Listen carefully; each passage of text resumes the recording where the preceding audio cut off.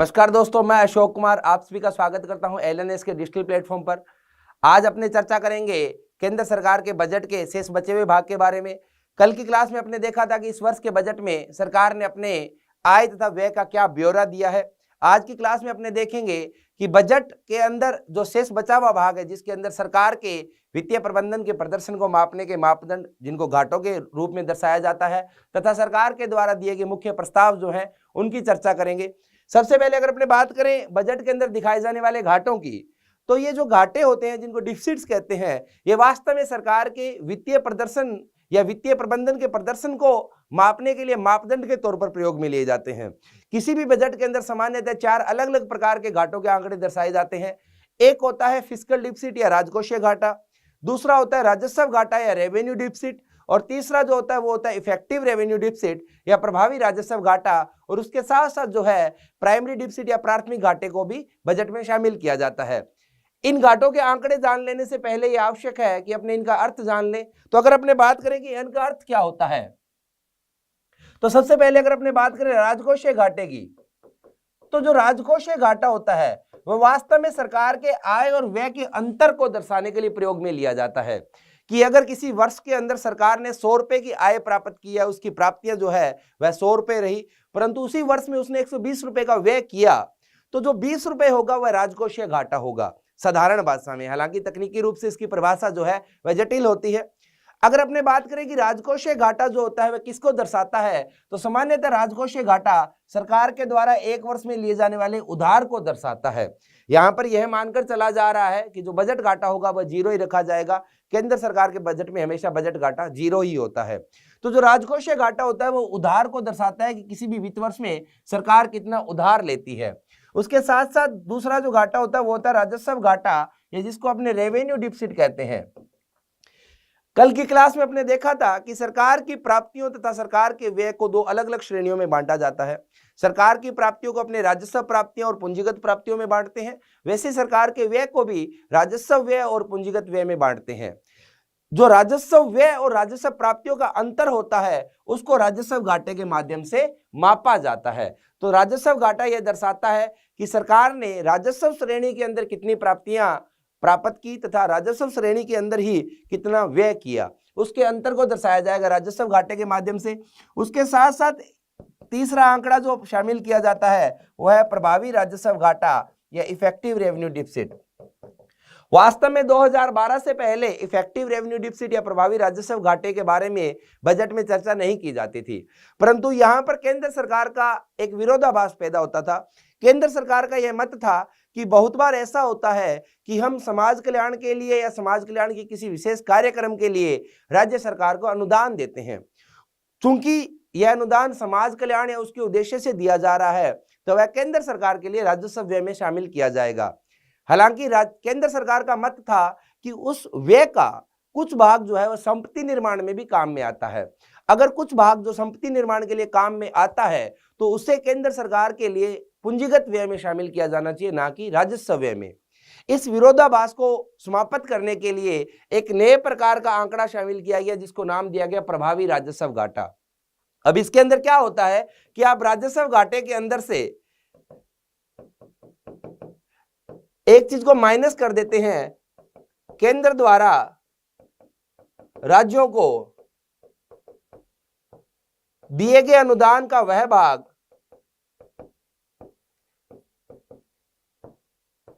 भाग जो संपत्ति निर्माण में काम में आता है। तो इसका आंकड़ा जो है वह हमेशा राजस्व घाटे से कम रहेगा। यह शामिल करने का उद्देश्य इतना ही था कि वास्तव में यह पता चल सके कि केंद्र सरकार ने कितना व्यय राजस्व व्यय के रूप में किया है, कितना व्यय पूंजीगत व्यय में किया है। उदाहरण के लिए अगर आप किसी स्कीम का उदाहरण लो, जैसे कि एमजी नरेगा, जिसको अपने नरेगा कहते हैं, यह नरेगा समाज कल्याण की स्कीम है क्योंकि इसके माध्यम से रोजगार सृजन किया जाता है। अब अगर यह समाज कल्याण की स्कीम है तो केंद्र सरकार इसके ऊपर जितना भी व्यय करेगी उसको राजस्व व्यय में शामिल किया जाना चाहिए, परंतु वास्तव में ऐसा होता है कि नरेगा के अंदर सामान्यतः राजस्व व्यय होता है, परंतु नरेगा के माध्यम से थोड़ी बहुत संपत्ति का निर्माण भी होता है, जैसे खालों का निर्माण करना, बांधों का निर्माण करना, बांधों की रख रखाव। तो ये जो कार्य है उनको संपत्ति निर्माण माना जाएगा। अगर इनको संपत्ति निर्माण माना जाएगा तो उस पर किए जाने वाले व्यय को भी पूंजीगत व्यय में शामिल किया जाना चाहिए, ना कि राजस्व व्यय में। तो इस सही आंकड़े पर पहुंचने के लिए एक नया मापदंड शामिल कर लिया गया, प्रभावी राजस्व घाटा। वैसे ही एक चतुर्थ मापदंड जो है वो है प्राथमिक घाटा या प्राइमरी डिफिसिट। ये जो प्राथमिक घाटा होता है यह भी वर्तमान सरकार की वर्तमान प्रदर्शन को ध्यान में रखकर शामिल किया गया था। वास्तव में होता क्या है कि जो पुरानी सरकारें रही है पिछले वर्षों में, उन्होंने खूब कर्जा लिया होगा। कल भी अपने बजट में देखा था कि सरकार हर वर्ष बहुत बड़ा भाग, अपनी कुल प्राप्तियों का लगभग 36% भाग जो है वह उधार के माध्यम से एकत्रित करती है। तो जो पिछली सरकारों ने उधार लिया था उसकी ब्याज अदायगी तो अभी तक चलती है। तो वर्तमान सरकार का यह मत रहता है कि जो पिछली सरकारों ने उधार लिया था या कर्जा लिया था उसका ब्याज देने के लिए हम पर जो वित्त का बोझ पड़ रहा है उसके आधार पर हमारे प्रदर्शन का आकलन नहीं किया जाना चाहिए। हमारे प्रदर्शन के आकलन के लिए केवल उसी उधार को शामिल किया जाना चाहिए जो हमने वर्तमान जरूरतों को लिया है, ना कि पिछली सरकारों द्वारा लिए गए उधार की ब्याज अदायगी के लिए। तो इस चीज को ध्यान में रखकर एक नया आंकड़ा शामिल किया गया जिसको नाम दिया गया प्राथमिक घाटा, जिसकी गणना की जाती है राजकोषीय घाटे में से ब्याज अदायगी को माइनस ब्याज अदायगी। तो इसके माध्यम से आप जिस आंकड़े पर पहुंचेंगे उसको अपने कहेंगे प्राथमिक घाटा। तो ये घाटों के विभिन्न रूप होते हैं। अब अगर अपने घाटों के आंकड़ों की बात करें तो आपकी स्क्रीन के ऊपर ये जो आंकड़े लिखे हुए हैं ये सारे प्रतिशत में हैं, परंतु किस चीज का प्रतिशत? तो जितने भी घाटे होते हैं ये जीडीपी के प्रतिशत के रूप में मापे जाते हैं। तो अगर अपने सबसे पहले राजकोषीय घाटे की बात करें तो 2019-20 के अंदर राजकोषीय घाटा जीडीपी का लगभग 4.6% था, जबकि 2022-23 के संशोधित अनुमान के अनुसार यह जीडीपी का 6.4% रहा है। संशोधित अनुमान इसलिए चूंकि 2022-23 का जो वित्त वर्ष है वो 31 मार्च 2023 को पूरा होगा। अभी अपने फरवरी 2023 चल रहा है, तो आगामी 2 महीनों के लिए अनुमानित किया गया है कि इतना रहने की उम्मीद है। जबकि जो आगे आने वाला वर्ष है, आगामी वित्त वर्ष है, उसमें सरकार का लक्ष्य है कि राजकोषीय घाटे को जीडीपी के 5.9% पर नियंत्रित रखा जाएगा। यहां पर यह ध्यान दिया जाए कि जो भारत का एफआरबीएम अधिनियम है उसके तहत 2008 के बाद भारत के अंदर राजकोषीय घाटा जीडीपी के 3% पर होना चाहिए, परंतु अपने उस लक्ष्य से कहीं ऊपर है।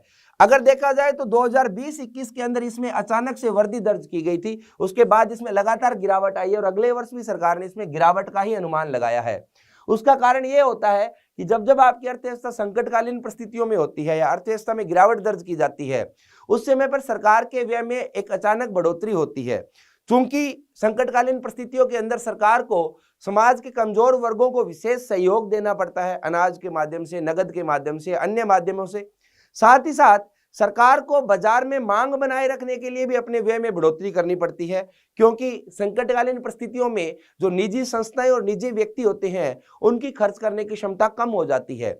इन परिस्थितियों में सरकार अर्थव्यवस्था को जारी रखने के लिए अपने व्यय में बढ़ोतरी करती है तथा इन परिस्थितियों में सरकार का जो राजकोषीय घाटा होता है वो बढ़ जाता है।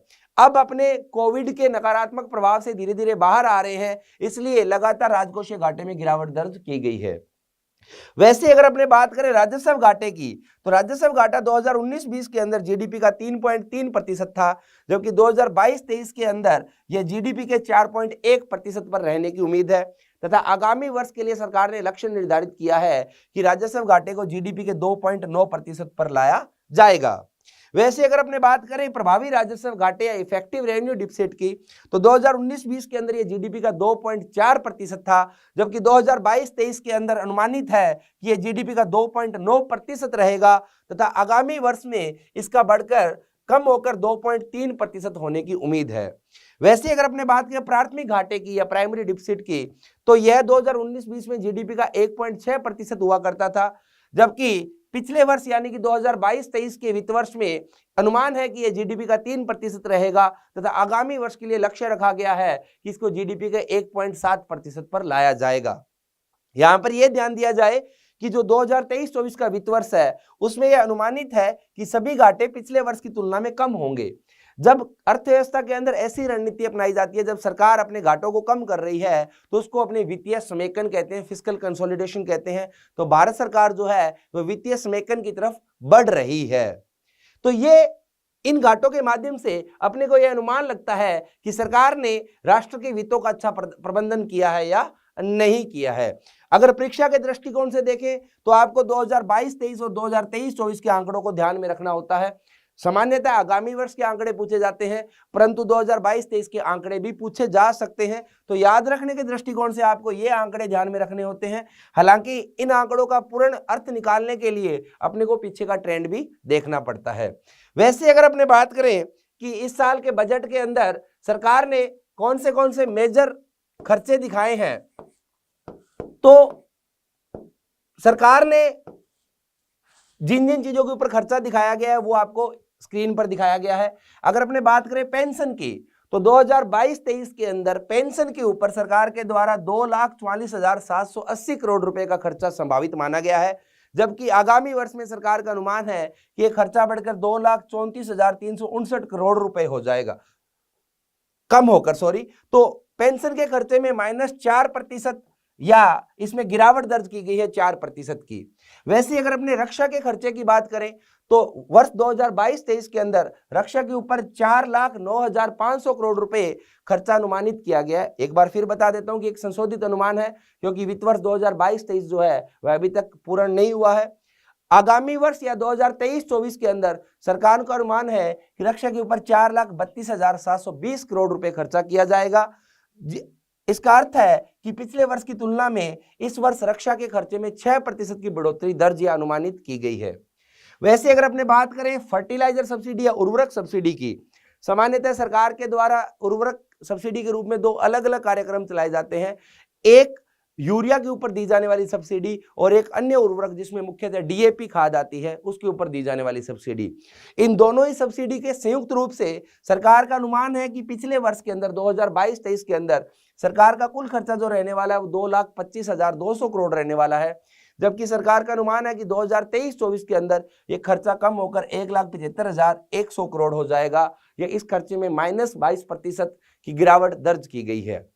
ये खर्चा कम होने का कारण ये है कि पिछले वर्ष में उर्वरकों के दाम में अचानक वृद्धि दर्ज की गई थी, उस वृद्धि का भार किसान पर ना पड़े इसलिए सरकार ने अपनी सब्सिडी में बढ़ोतरी की थी। सरकार को उम्मीद है कि आगामी वर्ष में उर्वरक के जो दाम है वह सामान्य रहेंगे। अगर सरकार के अनुमान के अनुसार चलें और दाम सामान्य रहते हैं तो स्वाभाविक सी बात है सरकार को कम सब्सिडी देनी पड़ेगी तथा सरकार का व्यय भी कम होगा। वैसे अगर अपने बात करें खाद्य सब्सिडी की, खाद्य सब्सिडी जो है वो 2 अलग अलग रूप में इस पे व्यय किया जाता है। एक, सरकार के द्वारा जो राष्ट्रीय खाद्य सुरक्षा मिशन के तहत सस्ता अनाज उपलब्ध करवाया जाता है, जिसके अंदर भारत की लगभग 67% जनसंख्या को कवर किया जाता है तथा प्रति व्यक्ति 5 किलो अनाज प्रति माह उचित दाम पर या 2 रुपए और 3 रुपए के दाम पर उपलब्ध करवाया जाता है, उसके ऊपर किया जाने वाला व्यय। उसके साथ साथ जो मिड डे मील स्कीम चलती है उसके लिए भी जो सस्ता अनाज उपलब्ध करवाया जाता है उस पर भी किया जाने वाला व्यय इसमें शामिल होता है। तो खाद्य सब्सिडी पर सरकार ने पिछले साल 2,87,194 करोड़ रुपए खर्च किए, जबकि सरकार का अनुमान है कि 2023-24 के अंदर यह खर्चा कम होकर 1,97,350 करोड़ रुपए हो जाएगा। अतः इस खर्चे के अंदर -31% या 31% की कमी दर्ज की गई है। पिछले वर्ष ये खर्चा अधिक होने का कारण यह था कि कोविड के अंदर प्रधानमंत्री गरीब कल्याण अन्न योजना संचालित की जा रही थी, जिसके अंदर अनाज प्राप्त करने वाले परिवारों की संख्या को भी बढ़ा दिया गया था तथा अनाज की मात्रा को भी 2 गुना कर दिया गया था। अब इस वर्ष 1 जनवरी से उस स्कीम को बंद कर दिया गया है। अगर उस स्कीम को बंद किया गया है तो सरकार का खर्चा भी थोड़ा कम होगा। वैसे ही पेट्रोलियम सब्सिडी की बात करें, पहले पेट्रोलियम सब्सिडी सरकार पेट्रोल, डीजल तथा एलपीजी तीनों पर उपलब्ध करवाती थी। हालांकि चरणबद्ध तरीके से पेट्रोल और डीजल पर दी जाने वाली सब्सिडी को समाप्त कर दिया गया है। वर्तमान में केवल एलपीजी पर सब्सिडी का प्रावधान है, परंतु पिछले वर्ष से वह भी सरकार ने एक बार के लिए बंद कर रखी है। तो जो थोड़े बहुत खर्चा होता है वो दूरगामी क्षेत्रों में सस्ता केरोसिन उपलब्ध करवाने के लिए पेट्रोलियम सब्सिडी का प्रयोग किया जाता है। पिछले वर्ष सरकार ने 9,171 करोड़ रुपए का खर्चा पेट्रोलियम सब्सिडी पर होने की उम्मीद जताई है, जबकि सरकार का अनुमान है कि 2023-24 के अंदर यह खर्चा कम होकर 2,257 करोड़ रुपए रह जाएगा। अतः इस खर्चे में भी 75% की गिरावट दर्ज की गई है। वैसे ही प्रधानमंत्री किसान सम्मान निधि योजना का संचालन केंद्र सरकार के द्वारा किया जा रहा है। इसी योजना के तहत प्रति वर्ष किसान को लगभग 6,000 रुपए केंद्रीय सहायता के रूप में उपलब्ध करवाए जाते हैं, जिनको 2-2 हजार की 3 किस्तों में विभाजित किया जाता है। तो सरकार ने पिछले वर्ष इस स्कीम के लिए 60,000 करोड़ का आवंटन किया था। इस वर्ष भी उसी मात्रा का आवंटन किया गया है, तो इसके आवंटन में कोई बदलाव दर्ज नहीं किया गया है। वैसे अपने बात करें शिक्षा की, तो शिक्षा के ऊपर सरकार का अनुमान है कि 2022-23 के अंदर जो कुल खर्चा होगा वो 99,881 करोड़ रुपए होगा, जबकि 2023-24 के अनुमान के अनुसार ये खर्चा बढ़कर 1,12,899 करोड़ रुपए होने की संभावना है। अतः इस खर्चे में भी 13% की बढ़ोतरी दर्ज की गई है। वैसे अगर अपने बात करें स्वास्थ्य की या हेल्थ की, तो हेल्थ के ऊपर पिछले वर्ष केंद्र सरकार का कुल खर्चा जो है वो 70,351 करोड़ रुपए रहने की उम्मीद है, जबकि आगामी वर्ष के लिए सरकार ने स्वास्थ्य के लिए किए जाने वाले आवंटन में बढ़ोतरी की है तथा आगामी वर्ष के लिए 88,956 करोड़ रुपए का आवंटन किया है। इस आवंटन में 15% की बढ़ोतरी जो है वह दर्ज की गई है।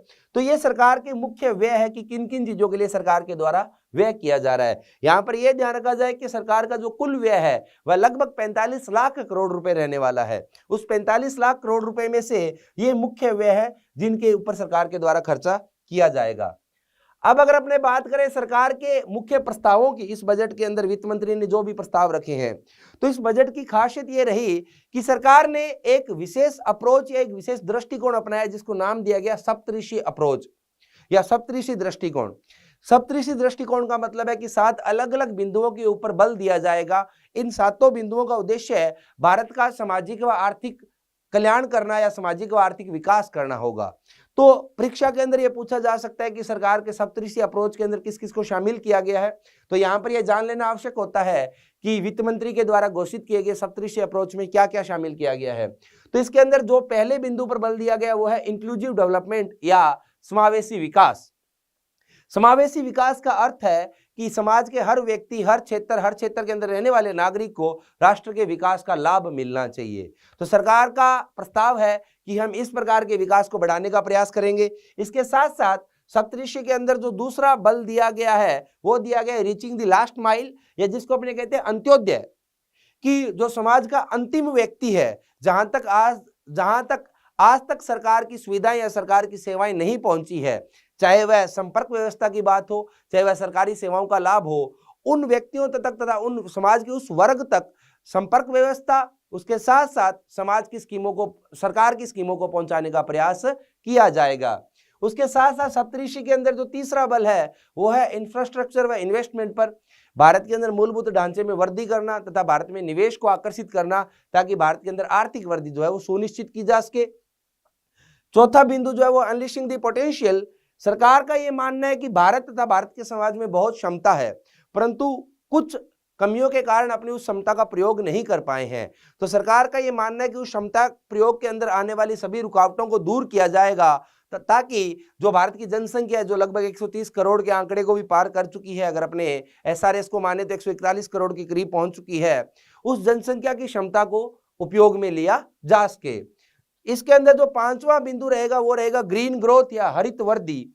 हरित वृद्धि का मतलब है कि आप केवल आर्थिक वृद्धि पर बल नहीं देंगे, आप आर्थिक वृद्धि के साथ साथ सतत विकास या धारणीय विकास पर बल देंगे, ताकि जो आपकी विकास है वह लंबे समय तक चल सके।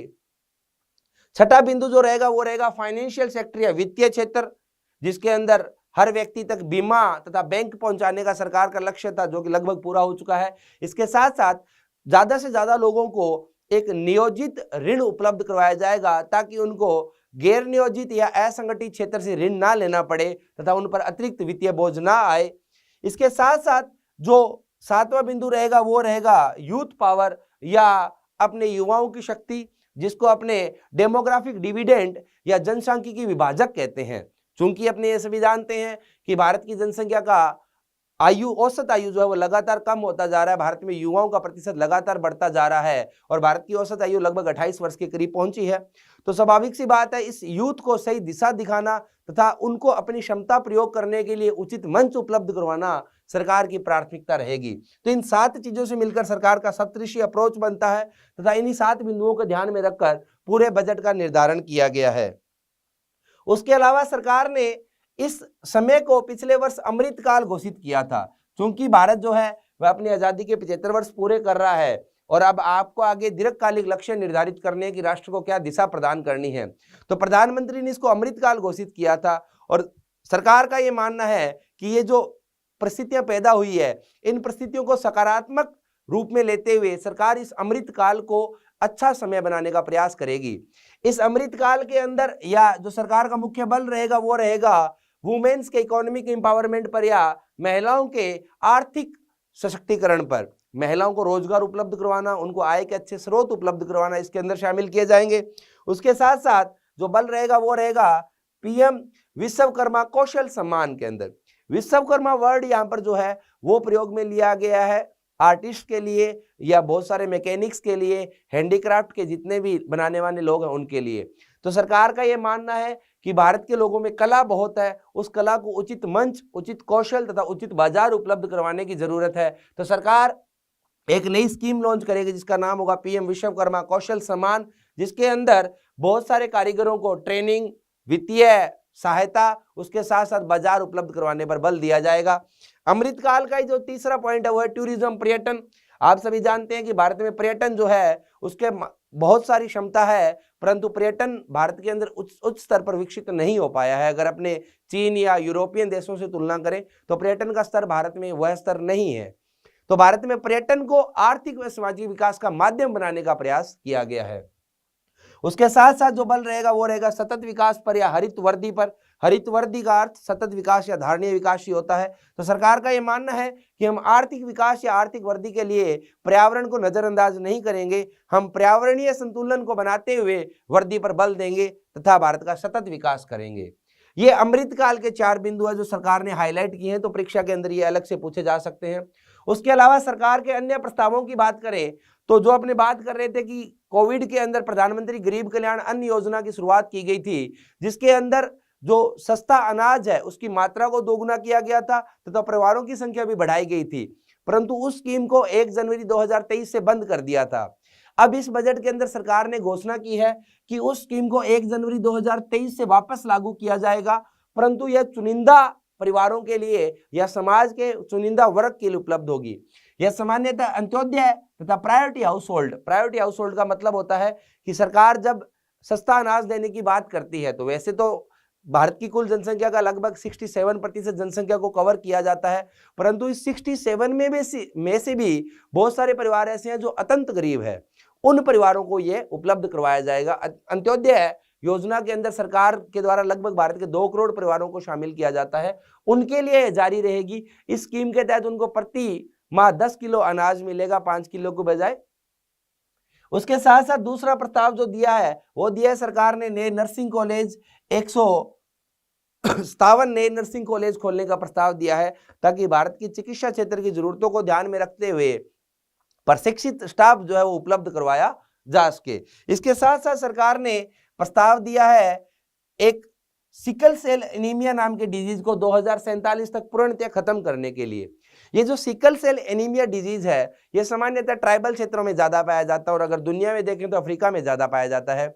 इस डिजीज के अंदर या इस रोग के अंदर शरीर की हीमोग्लोबिन जो होता है उसकी विकृति हो जाती है और उस विकृति के कारण बच्चे की मृत्यु हो जाती है।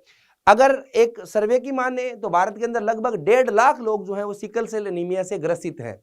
तो सरकार का लक्ष्य है कि 2047 तक इस सिकल सेल एनीमिया डिजीज को समाप्त कर दिया जाए, इसके लिए प्रभावी कदम उठाए जाएंगे। तो परीक्षा में पूछा जा सकता है कि सिकल सेल एनीमिया को किस वर्ष तक समाप्त करने का या भारत को किस वर्ष तक सिकल सेल एनीमिया से मुक्त बनाने का लक्ष्य रखा गया है, तो 2047 रहेगा। वैसे सरकार ने एक नई स्कीम लॉन्च करने का या नया मिशन लॉन्च करने का प्रस्ताव दिया है, प्रधानमंत्री पीवीटीजी डेवलपमेंट मिशन। जब बात पीवीटीजी की होती है, पीवीटीजी का मतलब होता है पर्टिकुलरली वनरेबल ट्राइबल ग्रुप्स। सामान्यतः जो जनजातियां हैं या जो ट्राइबल लोग हैं उनको उनकी पहचान सामाजिक व आर्थिक पिछड़ेपन से की जाती है। उन सभी ट्राइबल जनसंख्या में से भी कुछ चुनिंदा ऐसी ट्राइब्स होती है, ऐसी जनजातियां होती है जो बहुत ही ज्यादा पिछड़ी होती है, उनको कहा जाता है PVTG, particularly vulnerable tribal group. तो ये ट्राइबल ग्रुप में से भी सर्वाधिक पिछड़ी हुई जनजातियां होती है। इन जनजातियों पर विशेष ध्यान देने के लिए सरकार ने एक लक्ष्य रखा है कि हम 15,000 करोड़ रुपए का खर्चा कर इन पीवीटीजी के विकास के लिए एक मिशन लॉन्च करेंगे। उड़ीसा के अंदर इनकी संख्या सर्वाधिक होती है, तो स्वाभाविक सी बात है इस 15,000 करोड़ में से सर्वाधिक मात्रा जो है वह उड़ीसा राज्य को ही दी जाएगी। वैसे अगर बात करें अगर अलग लक्ष्य की, तो सरकार ने कहा है कि हम भारत का शहरीकरण जो है उसको बढ़ोतरी करने के लिए सरकार ने पहले भी स्मार्ट सिटी मिशन, अमृत मिशन ये लॉन्च किए थे। इसके साथ साथ सरकार का कहना है कि शहरीकरण को बढ़ावा देने के लिए पैसे की कभी भी कमी ना हो, इसलिए हम एक विशेष कोष बना रहे हैं जिसको नाम दिया गया है UIDF या अर्बन इंफ्रास्ट्रक्चर डेवलपमेंट फंड, शहरी मूलभूत ढांचा विकास कोष। अब ये पहले इंडिया के अंदर एक फंड पहले से संचालित होता है जिसका नाम होता है RIDF, rural infra development fund. ये जो RIDF है इसके अंदर पैसा सरकार के द्वारा जमा नहीं करवाया जाता है। भारत के RBI के नियमानुसार प्रत्येक बैंक को अपने कुल ऋण का एक निश्चित प्रतिशत RBI द्वारा निर्धारित प्राथमिकता वाले क्षेत्रों को देना अनिवार्य होता है। अगर कोई भी बैंक उस मात्रा में प्राथमिकता प्राप्त क्षेत्रों को ऋण नहीं दे पाता है तो उसको जो अंतर है वो RIDF में जमा करवाना पड़ता है। तो RIDF का जो वित्त पोषण है वो प्रायोरिटी सेक्टर लैंडिंग की होने वाली शॉर्टफॉल या प्राथमिकता प्राप्त क्षेत्रों को उधार के नियम से होती है, वैसे ही UIDF का भी संचालन किया जाएगा। तो इसके अंदर भी पैसा जो है वह उसी प्रकार से बैंकों के द्वारा जमा करवाया जाएगा यदि कोई बैंक अपने लक्ष्य को प्राप्त नहीं कर पाता है। वैसे ही सरकार ने लक्ष्य दिया है कि हम एक नई स्कीम लॉन्च करेंगे जिसका नाम होगा PM प्रणाम या PM program for restoration awareness and nourishment of the mother earth. Basically ये जो नाम है ये एक प्रस्तावित नाम है। इसका उद्देश्य होगा उर्वरकों का उचित प्रयोग। भारत के अंदर समस्या ये है कि वर्तमान परिस्थितियों में उर्वरक जो है उनका अनुचित प्रयोग किया जाता है या उर्वरकों की मात्रा जो प्रयोग में ली जाती है वह विज्ञान द्वारा निर्धारित मात्रा से कहीं ज्यादा है। उससे मृदा प्रदूषण होता है, साथ में जल प्रदूषण भी होता है और उसके साथ साथ उत्पादित होने वाले खाद्य की गुणवत्ता में भी कमी आती है क्योंकि उसके अंदर बहुत सारे हानिकारक रसायन जो है प्रवेश कर जाएंगे। तो सरकार ने उर्वरकों के उचित प्रयोग को बढ़ावा देने के लिए एक नई स्कीम लॉन्च की है। इसको शॉर्ट के अंदर PM प्रणाम कहा गया है। ठीक है, वैसे ही सरकार ने एक अलग प्रस्ताव दिया है जिसके माध्यम से सरकार गोबर्धन योजना के अंदर सरकार ने गोबर्धन योजना प्रस्तावित की थी ताकि गांवों के अंदर उत्पादित होने वाले कचरे का तर्कसंगत प्रयोग हो सके। उस गोबर्धन योजना के अंदर सरकार आपको घर के ऊपर या घरेलू स्तर पर बायोगैस प्लांट लगाने के लिए सब्सिडी प्रदान करती है। सरकार का मानना यह है कि उस योजना को आगे बढ़ाते हुए हम नए 500 वेस्ट टू वेल्थ प्लांट बनाएंगे। वेस्ट टू वेल्थ का मतलब है कचरे से ऊर्जा बनाने वाले प्लांट जो हैं उनको बनाया जाएगा। तो 500 प्लांटों को और वित्तीय सहायता उपलब्ध करवाई जाएगी। सरकार ने यह भी प्रस्ताव दिया है कि आगामी वर्ष के अंदर एक नई स्कीम लॉन्च की जाएगी जिसको नाम दिया गया मिस्टी। ये स्कीम जो है इसको फुल फॉर्म होती है mangrove initiative for shoreline habitat and tangible incomes.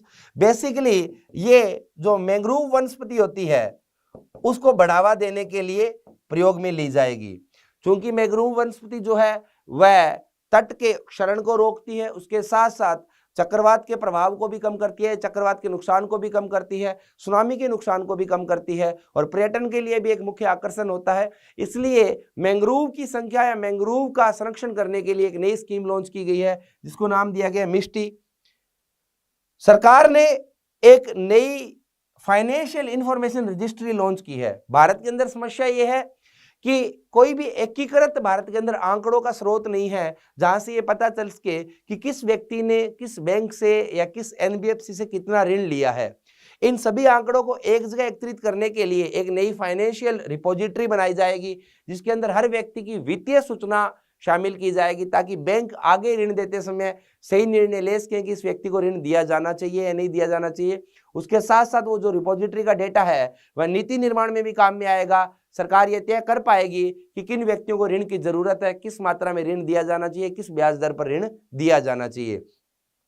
सरकार ने यह भी निर्णय लिया है कि वो एक महिलाओं के लिए विशेष सेविंग स्कीम या सेविंग सर्टिफिकेट लॉन्च करेगी। सेविंग सर्टिफिकेट एक प्रकार की सरकारी स्कीम होती है जिसके अंदर आप टैक्स का फायदा लेते हैं। उसके साथ साथ सरकार के द्वारा ये कहा गया है, हालांकि इसकी ज्यादा डिटेल्स बजट के अंदर उपलब्ध नहीं है, जब इसको संचालित किया जाएगा या इसको क्रियान्वित किया जाएगा तब इसकी सारी डिटेल्स उपलब्ध होंगी। अभी जो महिला सम्मान सेविंग सर्टिफिकेट है, इसके अंदर कोई भी महिला 2 सालों तक 2 लाख रुपए जमा कर सकती है और निश्चित ब्याज दर पर उसको वापस पैसा मिलेगा। उसके साथ साथ वह अगर चाहे तो 2 वर्ष की अवधि से पहले भी आंशिक रूप से पैसा वापस निकाल सकती हैं। तो इसके अंदर अधिकतम मात्रा भी 2 लाख रखी गई है, परंतु जब इसको क्रियान्वित किया जाएगा तो संभव है कि इसके दिशा निर्देशों में बदलाव कर दिया जाए। सरकार ने प्रस्ताव दिया है कि इससे पहले 5 लाख या उससे अधिक आय वाले व्यक्तियों के ऊपर टैक्स लगता था, आयकर लगता था। सरकार ने कहा है कि अब हम इस मिनिमम टैक्स स्लैब को 7 लाख कर रहे हैं, तो अब 7 लाख या उससे अधिक आय वाले व्यक्तियों पर कर लगेगा, 5 से 7 लाख के मध्य आय वाले व्यक्तियों पर कर नहीं लगेगा। इसके साथ साथ सरकार ने नई टैक्स स्लैब भी दी है कि अब इस बार टैक्स की दर, आयकर की दर क्या रहने वाली है। तो अगर आपकी वार्षिक आय 3 लाख रुपए तक है तो आपको कोई टैक्स नहीं देना है। अगर आपकी आय 3 से 6 लाख रुपए है तो आपको 5% टैक्स देना है। हालांकि यहाँ पर यह ध्यान रखा जाए कि अगर आपकी 7 लाख है तो आप ऊपर वाले नियम के अंदर आपको छूट प्राप्त हो जाएगी, आपको टैक्स नहीं देना पड़ेगा। अगर आपकी आय 6 से 9 लाख के मध्य है तो आपको 10% टैक्स देना है, और आपकी आय 9 लाख से 12 लाख की श्रेणी में आती है तो आपको 15% टैक्स देना है।